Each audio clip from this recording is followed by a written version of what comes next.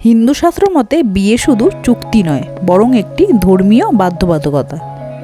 শাস্ত্র অনুযায়ী পুরুষদের পালনীয় 10টি ধর্মীয় কর্তব্যের অন্যতম হলো বিয়ে। আর এইরকমই একটা সুন্দর বিয়ের সাক্ষী হতে চললাম আজ আমি। কয়েকদিন ধরেই মনটা খুব আনন্দে আছে, শুধু ভাবছি কবে দিনটা আসবে আর আমরা সবাই মিলে আবার একসাথে আনন্দ করব।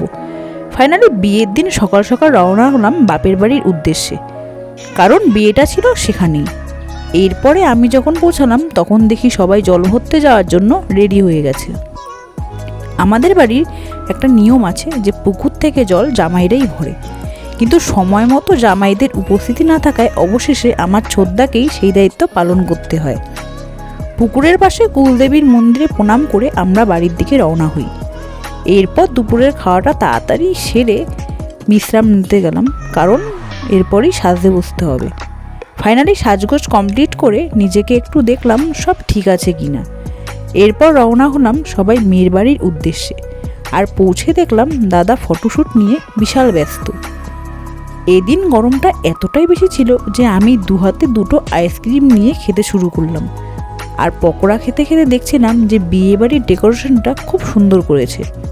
সকাল থেকে ক্যামেরাম্যান এত ফটো তুলেছে যে হাঁপিয়ে গিয়ে লাস্টে ক্যামেরাটা বরের হাতেই তুলে দিয়েছে নতুন বউয়ের ছবি তোলার জন্য। এরপর বিয়ে কিছুক্ষণ দেখার পর চললাম খাবার প্যান্ডেলে। খাবার মেনুতে কী ছিল তা আর বললাম না, ভিডিওটা পজ করে দেখে নাও। যদিও সবকটা মেনুই ছিল আমার পছন্দের। বিয়েবাড়ির এই মাল্টি কালারের লাইটগুলোর এগেইনস্টে আমার অভিযোগ আছে, এগুলো ফটোশ্যুটে খুব প্রবলেম করে। এরপর ঘড়িতে দেখলাম অনেক রাত হয়েছে, এবার বাড়ি ফিরতে হবে। ভিডিওটা ভালো লাগলে একটা লাইক করো, এতে উৎসাহটা বাড়ে। আর ফেসবুক থেকে দেখলে পেজটাকে ফলো করো। যদি তুমি ইউটিউব থেকে দেখো তাহলে অবশ্যই আমার চ্যানেলকে একটা সাবস্ক্রাইব করো। দেখা হচ্ছে তোমাদের সাথে পরের ভিডিওতে। সবাই ভালো থেকো।